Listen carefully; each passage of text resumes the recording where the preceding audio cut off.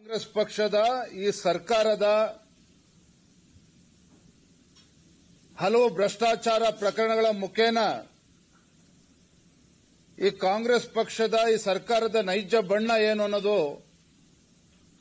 ರಾಜ್ಯದ ಜನತೆಗೆ ಇವತ್ತು ಅರ್ಥ ಆಗಿದೆ. ಏನು ಸನ್ಮಾನ್ಯ ಮುಖ್ಯಮಂತ್ರಿಗಳು, ಗೌರವಾನ್ವಿತ ಮುಖ್ಯಮಂತ್ರಿಗಳು ಸಿದ್ದರಾಮಯ್ಯನವರು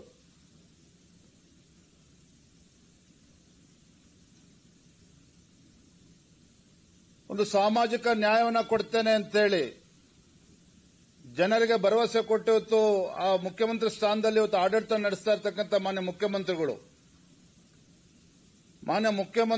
ಸಚಿವರು ಇವರೆಲ್ಲರ ಬಣ್ಣ ಇವತ್ತು ಬಯಲಾಗಿರ್ತಕ್ಕಂಥದ್ದು.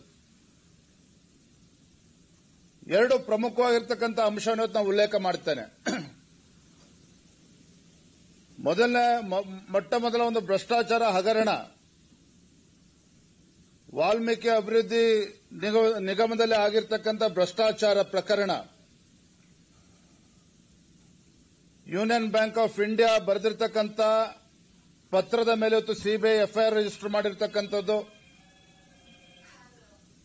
ಅದರ ಜೊತೆಗೆ ರಾಜ್ಯ ಸರ್ಕಾರನೂ ಕೂಡ ಎಸ್ಐಟಿ ಫಾರ್ಮ್ ಮಾಡಿ ಇವತ್ತು ತನಿಖೆ ನಡೆಸ್ತಾ ಇರತಕ್ಕಂಥದ್ದು.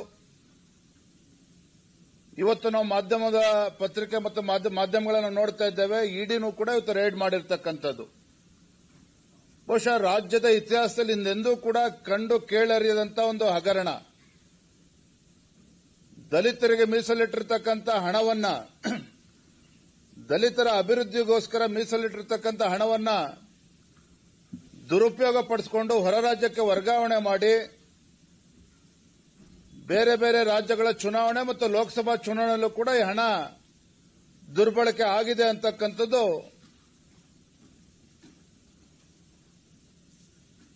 ಇವತ್ತು ಜಗಜ್ಜಾಹೀರಾಗಿರ್ತಕ್ಕಂಥದ್ದು. ಮತ್ತೊಂದು ಕಡೆ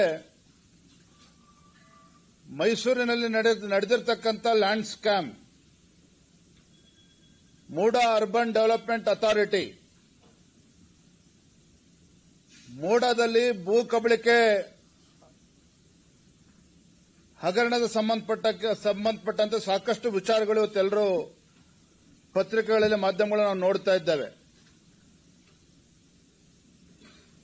ನನ್ನ ಮೊದಲ ಪ್ರಶ್ನೆ ಇತ್ತು ಮಾನ್ಯ ಮುಖ್ಯಮಂತ್ರಿಗಳಿಗೆ. ಸನ್ಮಾನ್ಯ ಮುಖ್ಯಮಂತ್ರಿಗಳಾಗಿರ್ತಕ್ಕಂಥ ಸಿದ್ದರಾಮಯ್ಯನವರು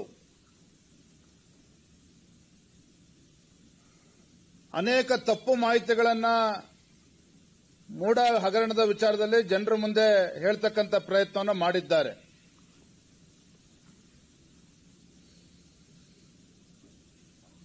ಮೈಸೂರಿನಲ್ಲಿ ನಡೆದಿರ್ತಕ್ಕಂಥ ಭೂ ಕಬಳಿಕೆ ಹಗರಣಕ್ಕೆ ಸಂಬಂಧಿಸಿದಂತೆ ಹೇಳೋದಾದ್ರೆ ನೇರವಾಗಿ ಹೇಳ್ತಾನೆ, ಮಾನ್ಯ ಮುಖ್ಯಮಂತ್ರಿಗಳು ಸಿದ್ದರಾಮಯ್ಯನವರ ಒಂದು ಮುಖವಾಡ ಇವತ್ತು ಕಳಚಿ ಬಿದ್ದಿದೆ ಅಂತಕ್ಕಂಥದ್ದನ್ನು ನಾನು ನೇರವಾಗಿ ಹೇಳೋದಕ್ಕೆ ಇಚ್ಛಪಡ್ತೇನೆ. ಹೇಗಾದರೂ ಸರಿ ಬೆಲೆ ಬಾಳ್ತಕ್ಕಂಥ ಭೂಮಿಯನ್ನ ಕಬಳಿಸಬೇಕು, ನಿಯಮಗಳನ್ನ ಗಾಳಿಗೆ ತೂರಿ ಅಧಿಕಾರದ ಪ್ರಭಾವವನ್ನು ಬಳಸಿಕೊಂಡು ಪ್ರತಿ ಹಂತದಲ್ಲೂ ಕೂಡ ಅಕ್ರಮ ನಡೆದಿರತಕ್ಕಂಥ ವಾಸನೆ ಇವತ್ತು ಬಡಿತಾ ಇದೆ. ಹಾಗಾಗಿ ಮಾನ್ಯ ಮುಖ್ಯಮಂತ್ರಿಗಳು ರಾಜ್ಯದ ಜನತೆಗೆ ಉತ್ತರವನ್ನು ಕೂಡ ನೀಡಬೇಕಾಗ್ತದೆ ಮತ್ತು ಇದರ ನೇರವಾಗಿರ್ತಕ್ಕಂಥ ಹೊಣೆಯನ್ನು ಕೂಡ ಅವರು ಹೊರಬೇಕಾಗ್ತದೆ. ನುಡಿದಂತೆ ನಡೆದಿದ್ದೇವೆ ಅಂತೇಳಿ ಹಲವಾರು ಬಾರಿ ಚುನಾವಣಾ ಸಂದರ್ಭದಲ್ಲಿ ಇವ್ರ ಹೇಳಿಕೆಗಳನ್ನು ನಾವು ಗಮನಿಸಿದ್ದೇವೆ. ಮತ್ತೊಂದು ಫೇಮಸ್ ಸ್ಟೇಟ್ಮೆಂಟ್ ಮಾನ್ಯ ಸಿದ್ದರಾಮಯ್ಯನವರು ಅದೇ ಮೈಸೂರಿನಲ್ಲಿ ಹೇಳಿರ್ತಕ್ಕಂಥದ್ದು. ಮಹದೇವಪ್ಪನವರೇ, ನಿನ್ನ ಹೆಂಡತಿಗೂ ಫ್ರೀ, ನನ್ನ ಹೆಂಡತಿಗೂ ಫ್ರೀ.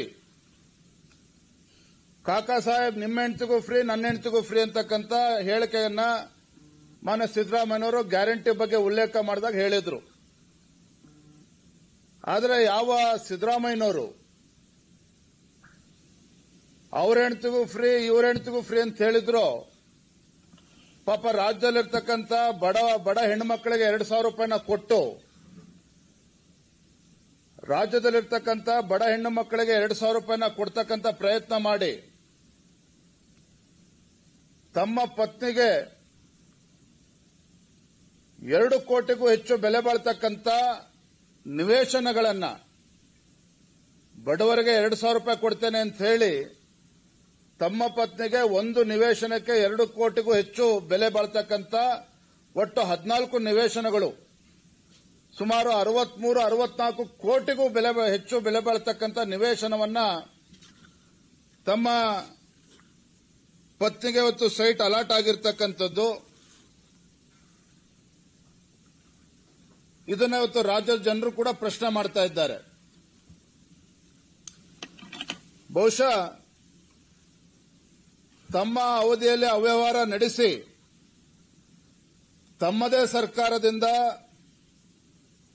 ಪರಿಹಾರವನ್ನು ಕೇಳಿರ್ತಕ್ಕಂಥ ಮುಖ್ಯಮಂತ್ರಿಗಳು ಈ ದೇಶದಲ್ಲಿ ಯಾರು ಇದ್ದರೆ ನಮ್ಮ ರಾಜ್ಯದ ಮುಖ್ಯಮಂತ್ರಿಗಳು ಸಿದ್ದರಾಮಯ್ಯನವರು.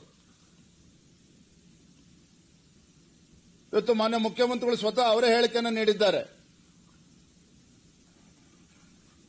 ಏನು 3.16 ಮೈಸೂರಿನ ಕೆಸರೆ ಗ್ರಾಮ, ಮೈಸೂರು ತಾಲೂಕಿನ ಕೆಸರೆ ಗ್ರಾಮ ಸರ್ವೆ ನಂಬರ್ 464ರ 3.16 ಎಕರೆ ಜಮೀನಿಗೆ ಬದಲಾಗಿ ತಮ್ಮ ಶ್ರೀಮತಿಯವರಿಗೆ ತಮ್ಮ ಪತ್ನಿಯವರಿಗೆ 14 ನಿವೇಶನಗಳು ಇವತ್ತು ಮಂಜೂರಾಗಿದೆ, ಆಲ್ಟರ್ನೇಟ್ ಸೈಟ್. ಇದ್ರ ಬಗ್ಗೆ ಮುಖ್ಯಮಂತ್ರಿ ಹೇಳಿಕೆಯನ್ನು ನೀಡಿದ್ದಾರೆ. 14 ನಿವೇಶನಗಳು ಇವತ್ತೇನು ಸಿಕ್ಕಿದೆ ಅದು ಕೇವಲ 17-18 ಕೋಟಿ ಅಷ್ಟೇನೆ.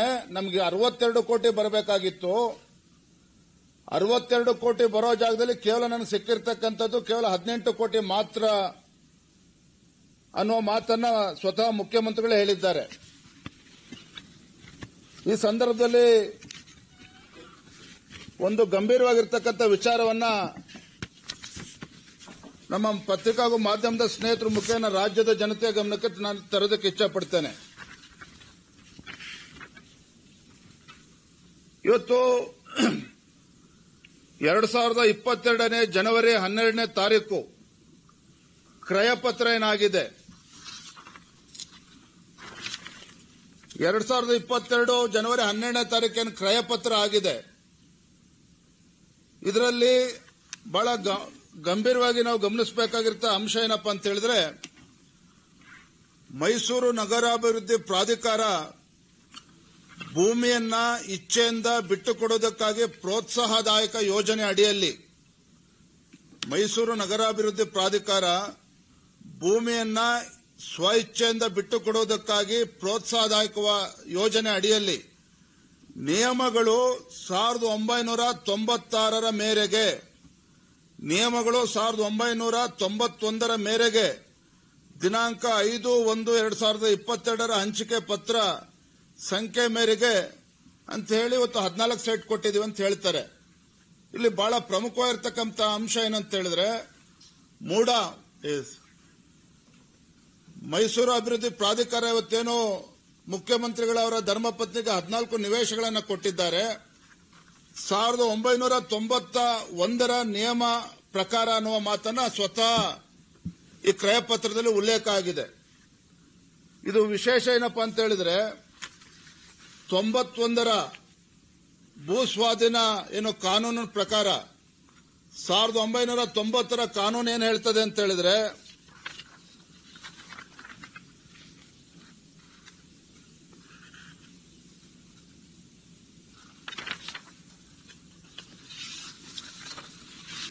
ಸಾವಿರದ 1991ರ ಕಾನೂನಿನ ಪ್ರಕಾರ ಮಾನ್ಯ ಮುಖ್ಯಮಂತ್ರಿಗಳು ಹೇಳಿದ ಹಾಗೆ ಏನವರ ಧರ್ಮಪತ್ನಿಯ 3 ಎಕರೆ 16 ಗುಂಟೆ ಇವತ್ತು ಮೂಡಾದವರು ಇವತ್ತು ಅಕ್ವಿಷನ್ ಮಾಡಿದ್ದೇ ಆದಲ್ಲಿ 91ರ ಕಾನೂನಿನ ಪ್ರಕಾರ ಅವರಿಗೆ ಬರಬೇಕಾಗಿರ್ತಕ್ಕಂಥ ಒಟ್ಟು ಸೈಟ್ ಎಷ್ಟಪ್ಪ ಅಂತ ಹೇಳಿದ್ರೆ, 1 ಎಕರೆ ಮೀರಿದ್ದು ಜಮೀನಾದ್ರೆ 40x60 ಸೈಟ್ ಕೊಡಬೇಕಾಗಿದೆ ಅಷ್ಟೇನೆ.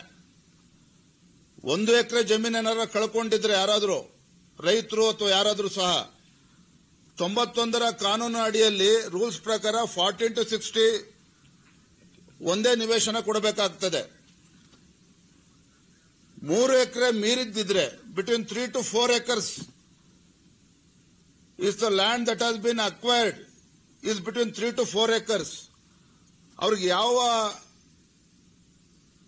ಸೈಟ್ ಕೊಡಬೇಕು ಅಂತ ಹೇಳಿದ್ರೆ 4,800 ಅಡಿ ಮಾತ್ರ ಕೊಡಬೇಕಾಗಿರ್ತಕ್ಕಂಥದ್ದು. ಅಂದ್ರೆ 40-60 ಮೆಜರ್ಮೆಂಟ್ ಇರ್ತಕ್ಕಂಥ 2 ನಿವೇಶನಗಳು ಮಾತ್ರ ಇವತ್ತು ಮುಖ್ಯಮಂತ್ರಿಗಳ ಧರ್ಮಪತ್ನಿಗೆ ಕಾನೂನು ಪ್ರಕಾರ ಕೊಡಬೇಕಾಗಿರ್ತಕ್ಕಂಥದ್ದು. ಇವ್ರದೇ ಮತ್ತೊಮ್ಮೆ ಹೇಳ್ತಾನೆ, ಇವ್ರದೇ ಕ್ರಯ ಪತ್ರದಲ್ಲಿ ಉಲ್ಲೇಖ ಆಗಿದೆ. ಕ್ರಯ ಪತ್ರ ಇವತ್ತು ಸೇಲ್ ಡೀಡ್ ಏನಾಗಿದೆ, ಸೇಲ್ ಡೀಡ್ ಅಲ್ಲಿ ಮೆನ್ಷನ್ ಆಗಿದೆ ಆಸ್ ಪರ್ 1991 ರೂಲ್ಸ್ ಅಂತ ಹೇಳ್ತಾರೆ. So as per 1991 rules, Parvathamma, wife of chief minister, she was eligible for only 2 sites measuring 40-60.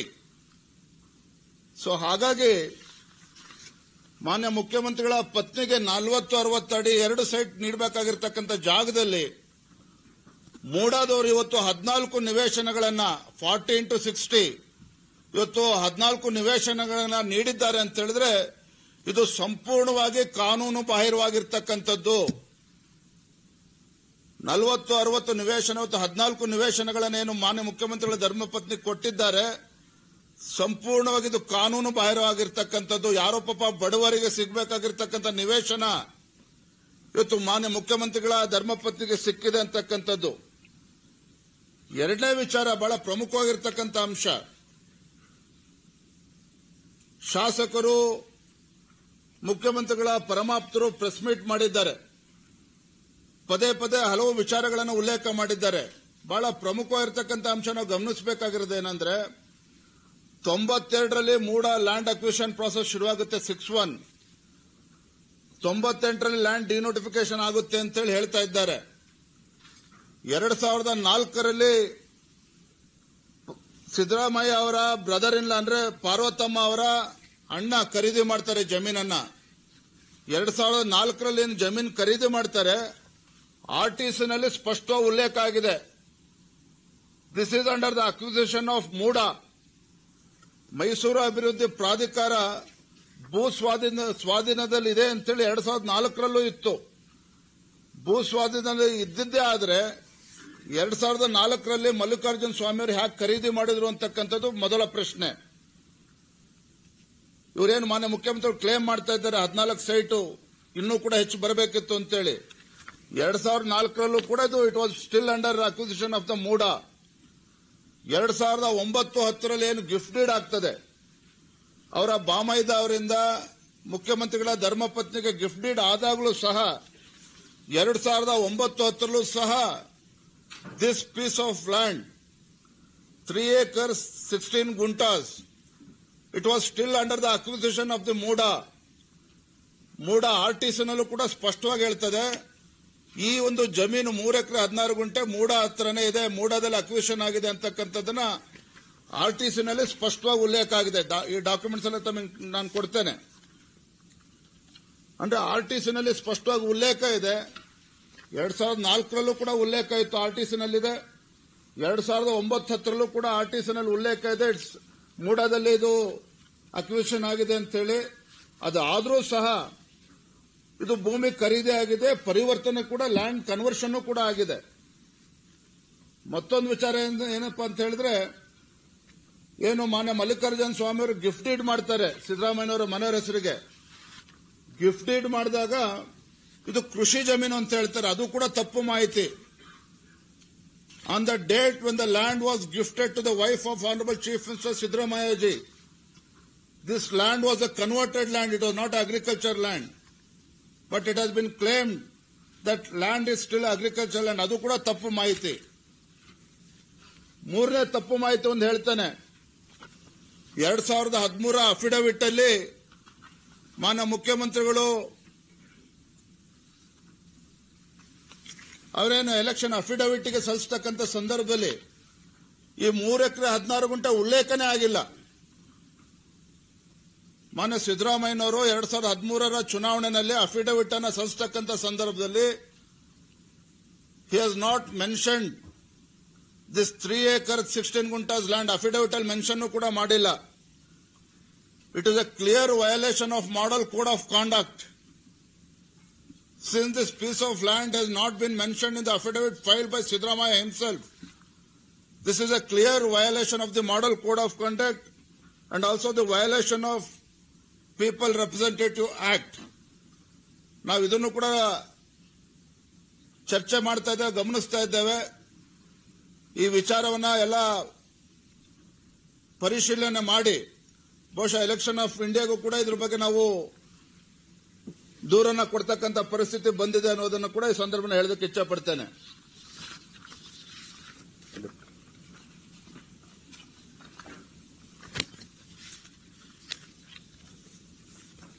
ನಾಲ್ಕನೇ ವಿಚಾರ, ಮಾನ್ಯ ಮುಖ್ಯಮಂತ್ರಿಗಳು ಹೇಳ್ತಾರೆ 62 ಕೋಟಿ ರೂಪಾಯಿ ಬರಬೇಕಾಗಿತ್ತು, ನನಗೆ ಬಂದಿರತಕ್ಕಂಥದ್ದು ಕೇವಲ 18 ಕೋಟಿ ವರ್ತ್ ಸೈಟ್ಸ್ ಅಂತ ಹೇಳ್ತಾರೆ. Chief minister claims his wife received sites which was worth only 18 crores. But he claims she was supposed to receive sites. She was supposed to receive alternate sites which is worth more than 62 crores. ಇದು ಕೂಡ ತಪ್ಪು ಮಾಹಿತಿ. ನಾನು ಆಗಲೇ ಹೇಳಿದಾಗೆ as per the 1991 rules, when she was eligible only for 14 to 62 sites only, she was eligible to get sites measuring 4,800 square feet. Then how did the wife of Chief Minister claims that she is supposed to get more than 62 crores worth sites? ಅದು ಕೂಡ ತಪ್ಪು ಮಾಹಿತಿ ಅನ್ನೋದನ್ನ ಇವತ್ತು ಪತ್ರಿಕಾಗೂ ಮಾಧ್ಯಮದ ಸ್ನೇಹಿತರ ಮುಂದೆ ಹೇಳೋದಕ್ಕೆ ಇಚ್ಛಪಡ್ತೇನೆ.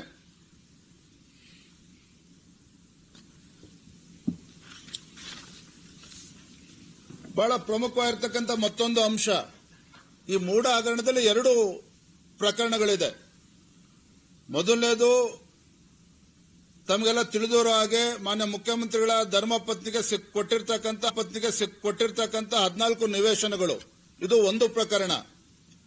ಮತ್ತೊಂದು ಪ್ರಕರಣ ತಾವು ನೋಡಿದ್ರೆ ಮಾನ್ಯ ಸಚಿವರಾಗಿರ್ತಕ್ಕಂಥ ಬೈರತಿ ಸುರೇಶ್ ಅವರು, ಗೌರವಾನ್ವಿತ ನಗರಾಭಿವೃದ್ಧಿ ಸಚಿವರು,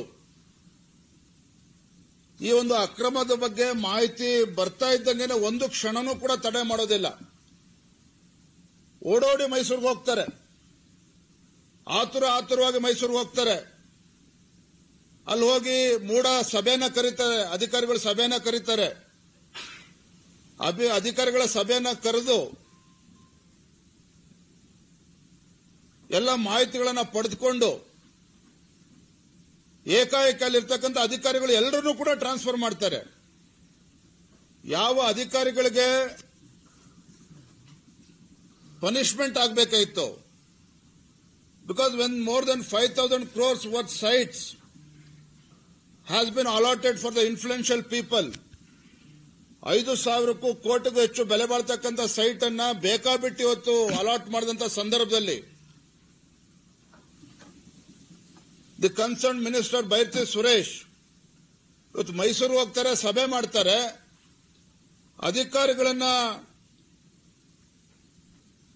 ತರಾಟೆಗೆ ತೆಗೆದುಕೊಂಡು ಅವ್ರನ್ನ ಪನಿಷ್ ಮಾಡೋ ಬದಲು ವರ್ಗಾವಣೆ ಮಾಡ್ತಾರೆ. ಅಂದ್ರೆ minister is trying to protect the officials who are involved in this scam.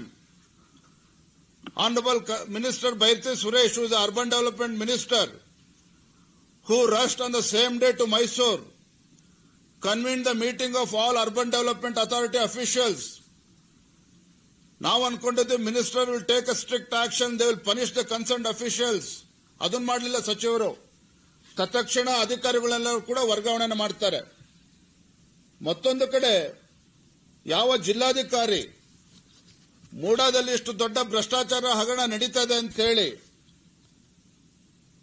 ಆ ಭ್ರಷ್ಟಾಚಾರದ ಬಗ್ಗೆ ತನಿಖೆ ಮಾಡಿ ವರದಿಯನ್ನು ನೀಡಿದ್ದಾರೆ ಡಿಸಿ ಜಿಲ್ಲಾಧಿಕಾರಿ. ಆ ಜಿಲ್ಲಾಧಿಕಾರಿಯನ್ನು ಕೂಡ ವರ್ಗಾವಣೆ ಮಾಡ್ತಾರೆ ತರಾತುರಿಯಲ್ಲಿ. ಸೊ ಹಾಗಾಗಿ ಇದು ಮೇಲ್ನೋಟಕ್ಕೆ ಸ್ಪಷ್ಟವಾಗಿ ಕಾಣ್ತದೆ. ಮಾನ್ಯ ಮುಖ್ಯಮಂತ್ರಿಗಳ ತವರು ಜಿಲ್ಲೆನಲ್ಲಿ ಇವತ್ತು ಸಂಬಂಧಪಟ್ಟಂತ ಸಚಿವ ಬೈರತಿ ಸುರೇಶ್ ಅವರು ಇವತ್ತು ಹಗರಣವನ್ನು ಮುಚ್ಚಾಕ್ತಕ್ಕಂಥ ಪ್ರಯತ್ನ ಮಾಡಿದ್ದಾರೆ. ಅಲ್ಲಿರ್ತಕ್ಕಂಥ ಎಲ್ಲ ಕಡತಗಳನ್ನ minister Byrathi Suresh he himself carries all the relevant files to Bangalore. Mysuru ಕಚೇರಿಯಲ್ಲಿ ಮೂಡ ಕಚೇರಿಯಲ್ಲಿದ್ದಂತ ಎಲ್ಲ ಕಡತಗಳನ್ನ ಸ್ವತಃ ಸಚಿವರೇ ಎತ್ಕೊಂಡು ಬೆಂಗಳೂರಿಗೆ ಬರ್ತಾರೆ. ನಾನು ನೆನ್ನೆನೂ ಕೂಡ ಮಾಹಿತಿಗಳನ್ನ ತೆಗೆದುಕೊಳ್ತಕ್ಕಂಥ ಪ್ರಯತ್ನ ಮಾಡ್ತಾ ಇದ್ದೀನಿ. ನೆನ್ನೆನೂ ಕೂಡ ಅದು ನಡೀತಾನೆ ಇದೆ ಇನ್ನೂ ಕೂಡ. ಯಾಕೆ ಅಂತ ಹೇಳಿದ್ರೆ This is first of its kind. Never in the history of Karnataka where the concerned minister and the chief minister, who also hails from the Mysore district, such a big land scam has taken place in Mysore. ಇಂಥ ದೊಡ್ಡ ಭ್ರಷ್ಟಾಚಾರ ಪ್ರಕರಣ ಬಹಿರಂಗ ಆಗಬಾರದು, ಚರ್ಚೆಗೆ ಬರಬಾರದು ಅಂತೇಳಿ ಎಲ್ಲ ಕಡತಗಳನ್ನ ಮುಚ್ಚಿಡ್ತಕ್ಕಂಥ ಕೆಲಸವನ್ನ ಬೈರತಿ ಸುರೇಶ್ ಅವರು ಮಾಡ್ತಾ ಇರ್ತಕ್ಕಂಥದ್ದು. ಇವತ್ತು ತಮಗೆ ಮತ್ತೊಂದು ಅಂಶ ನಿಮಗೆ ಗಮನದಲ್ಲಿರಲಿ. ಮುಖ್ಯಮಂತ್ರಿಗಳು ಪದೇ ಪದೇ ಏನು ಇತ್ತು, ಆ ದೇವನೂರು ಜಮೀನ್ ಬಗ್ಗೆ, ಬೆಲೆ ಬಗ್ಗೆ ಇವತ್ತು ಮಾತನಾಡ್ತಾ ಇದ್ದಾರೆ. ಆಸ್ ಆನ್ ಟುಡೇ ಯಾವ ನಿವೇಶನಗಳು ಮುಖ್ಯಮಂತ್ರಿಗಳ ಧರ್ಮಪತ್ನಿಗೆ ಕೊಟ್ಟಿದ್ದಾರೆ, 14 ನಿವೇಶನಗಳು. The guideline value of the site as on today is 3,000 rupees per square feet. The guideline value of the sites that has been allotted to the Chief Minister's wife is 3,000 rupees per square feet. Market value of this site is more than 9,000 rupees. 9,000ಕ್ಕೂ ಹೆಚ್ಚು ಕೋಟಿ, 9,000 ರೂಪಾಯಿಗೂ ಹೆಚ್ಚು ಬೆಲೆ ಬಾಳ್ತಕ್ಕಂಥ, per square ಫೀಟ್ಗೆ ಬೆಲೆ ಬಾಳ್ತಕ್ಕಂಥ ನಿವೇಶನ ಇದು. 5ನೇ ಪ್ರಮುಖವಾಗಿರ್ತಕ್ಕಂಥ ಅಂಶನ ಆಗಲೇ ಹೇಳಿದಾಗೆ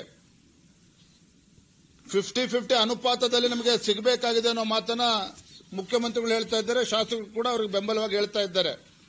ಯಾವುದೇ ಕಾರಣಕ್ಕೂ ನಿಮಗೆ ಸ್ಪಷ್ಟತೆ ಇರಲಿ, ಪತ್ರಿಕಾಗೂ ಮಾಧ್ಯಮ ಸ್ನೇಹಿತರನ್ನ ಹೇಳ್ತಾ ಇದ್ದೇನೆ, ಮುಖ್ಯಮಂತ್ರಿಗಳ ಧರ್ಮಪತ್ನಿ she was eligible only for 40x60 ಏನಿದೆ, 2 ಸೈಟ್ಗೆ ಎಲಿಜಿಬಲ್ ಇರ್ತಕ್ಕಂಥದ್ದು. ಯಾಕೆ ಇದು ಪದೇ ಪದೇ ಉಚ್ಚಾರ ಮಾಡ್ತಾ ಇದ್ದೇನೆ ಅಂತ ಹೇಳಿದ್ರೆ, 14 ನಿವೇಶನಗಿಂತ ಹೆಚ್ಚು ನಿವೇಶನಗಳು ಕೊಡಬೇಕಾಗಿತ್ತು ಅನ್ನುವ ಮಾತನ್ನ ಪದೇ ಪದೇ ಹೇಳ್ತಾ ಇದ್ದಾರೆ. ಕೊನೆಯದಾಗಿ ಮತ್ತೊಂದು ಅಂಶ, ಮೂಡಾದಲ್ಲಿ ಇಷ್ಟೊಂದು ಇಲ್ಲಿಗಾಲಿಟೀಸ್ ನಡೀತಾ ಇದೆ.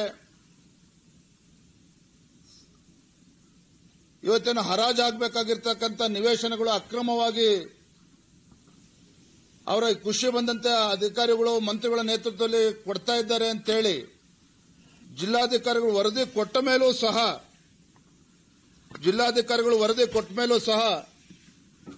ಇವತ್ತು 15/6/24 15ನೇ ತಾರೀಕು 6ನೇ ತಿಂಗಳು 2024ರಲ್ಲಿ ಜಿಲ್ಲಾಧಿಕಾರಿಗಳು ವರದಿ ಕೊಟ್ಟ ನಂತರವೂ ಸಹ ಈ ಹಗರಣ ಬಯಲಿಗೆ ಬರ್ತಕ್ಕಂಥ ಒಂದು ವಾರದ ಮುಂಚಿತವಾಗೂ ಸಹ ಸುಮಾರು 42 ಸೈಟ್ಗಳನ್ನು ಒಬ್ಬರಿಗೆ ಕೊಟ್ಟಿದ್ದಾರೆ.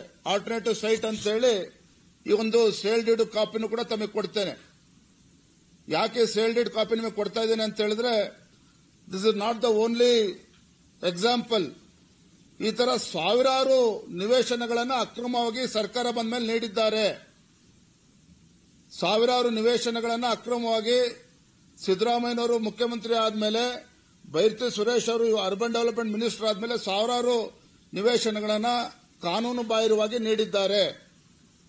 ಸೊ ಒಟ್ಟಾರೆಯಾಗಿ ಹೇಳೋದಾದ್ರೆ, ಒಂದು ಕಡೆ ಅಕ್ರಮವಾಗಿ ಮುಖ್ಯಮಂತ್ರಿಗಳ ಧರ್ಮಪತ್ನಿ ಕೊಟ್ಟಿರ್ತಕ್ಕಂಥ ನಿವೇಶನ, ಮತ್ತೊಂದು ಕಡೆ ಮುಖ್ಯಮಂತ್ರಿಗಳು ಸಿದ್ದರಾಮಯ್ಯನವರು ಕಾಂಗ್ರೆಸ್ ಸರ್ಕಾರ ಅಧಿಕಾರಕ್ಕೆ ಬಂದ ಮೇಲೆ ಸಾವಿರಾರು ನಿವೇಶನಗಳು, ಸುಮಾರು 4,000 to 5,000 ಕೋಟಿಗೂ ಹೆಚ್ಚು ಬೆಲೆ ಬಾಳ್ತಕ್ಕಂಥ ನಿವೇಶನವನ್ನ ಬೇಕಾಬಿಟ್ಟಿ ಖುಷಿ ಬಂದಂತೆ ಇವತ್ತು ಹರಾಜಿಗೆ ಮೀಸಲಿಟ್ಟಿರ್ತಕ್ಕಂಥ ನಿವೇಶನಗಳನ್ನ ಖುಷಿ ಬಂದಂತೆ ಬೇಕಾದವ್ರಿಗೆ ಕೊಟ್ಟಿದ್ದಾರೆ ಅಂತಕ್ಕಂಥದ್ದು ಕೂಡ ಇವತ್ತು ಆರೋಪ ಅಲ್ಲ.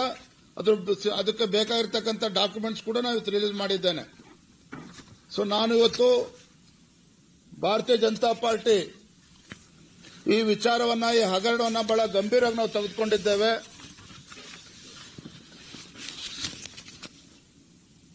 ನಾಳೆ ದಿನ ಶುಕ್ರವಾರ ನಾನು ನಮ್ಮ ರಾಜ್ಯದ ನಮ್ಮ ವಿರೋಧ ಪಕ್ಷದ ನಾಯಕರಾಗಿರ್ತಕ್ಕಂಥ ಆರ್ ಅಶೋಕ್ ಅವರು ಇರ್ಬೋದು, ಅಶ್ವಥ್ ನಾರಾಯಣ ಅವರು, ನಮ್ಮೆಲ್ಲ ಶಾಸಕರು, ಪಕ್ಷದ ಹಿರಿಯ ಮುಖಂಡರ ನೇತೃತ್ವದಲ್ಲಿ ಶುಕ್ರವಾರ ಮೈಸೂರಿನಲ್ಲಿ ಬೃಹತ್ ಪ್ರತಿಭಟನಾ ಸಭೆಯನ್ನು ನಾವು ಆಯೋಜನೆ ಮಾಡಿದ್ದೇವೆ. ಶುಕ್ರವಾರ ಮೈಸೂರಿನಲ್ಲಿ ಈ ದೊಡ್ಡ ಹಗರಣ ಇವತ್ತೇನಾಗಿದೆ, ಲ್ಯಾಂಡ್ ಸ್ಕ್ಯಾಮ್, ಇದರ ವಿರುದ್ಧ ರಾಜ್ಯ ಸರ್ಕಾರದ ವಿರುದ್ಧ ಮಾನ್ಯ ಮುಖ್ಯಮಂತ್ರಿಗಳು, ಸಚಿವರು ಇವರ ವಿರುದ್ಧ ಒಂದು ದೊಡ್ಡ ಮಟ್ಟದಲ್ಲಿ ಒಂದು ಬೃಹತ್ ಪ್ರತಿಭಟನಾ ಒಂದು ಸಭೆಯನ್ನು ನಾವು ಆಯೋಜನೆ ಮಾಡಿದ್ದೇವೆ. ಆ ಸಭೆಯಲ್ಲಿ ನಾವು ಒತ್ತಾಯ ಮಾಡೋರಿದ್ದೇವೆ.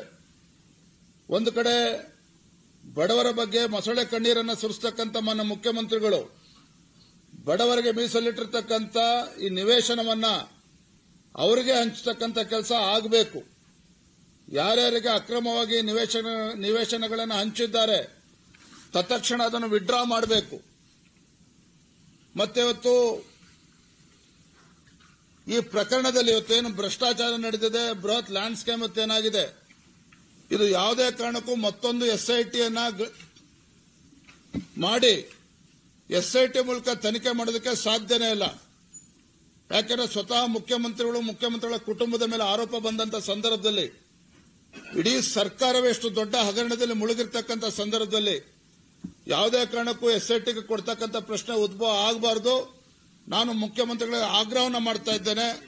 ನೀವು ಪ್ರಾಮಾಣಿಕರಾಗಿದ್ರೆ ಈ ಒಂದು ಹಗರಣ ಇವತ್ತೇನಾಗಿದೆ, ಮೂಢ ಹಗರಣ, ಇದನ್ನ CBI ತನಿಖೆಗೆ ಕೊಡಬೇಕು ಅಂತೇಳಿ ನಾನಿವತ್ತು ಆಗ್ರಹವನ್ನು ಮಾಡ್ತಾ ಇದ್ದೇನೆ.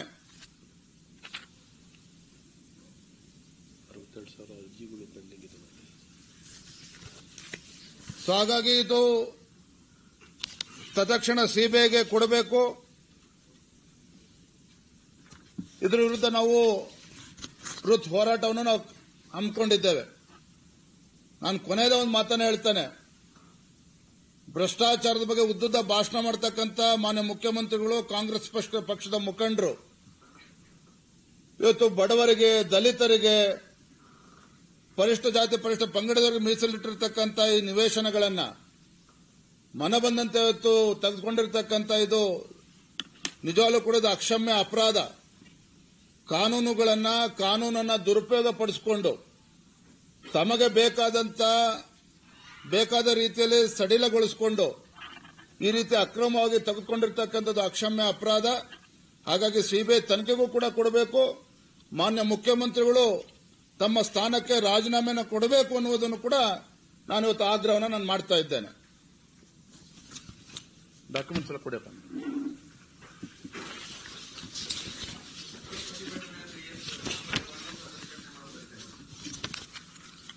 ಕಾದ್ ನೋಡಿ ಏನೇನು ಮಾಡ್ತೀವಿ ಅನ್ನೋದನ್ನ.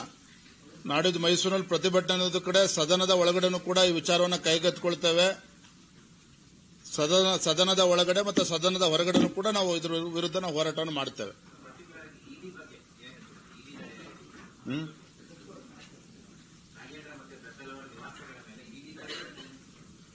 ನೋಡಿ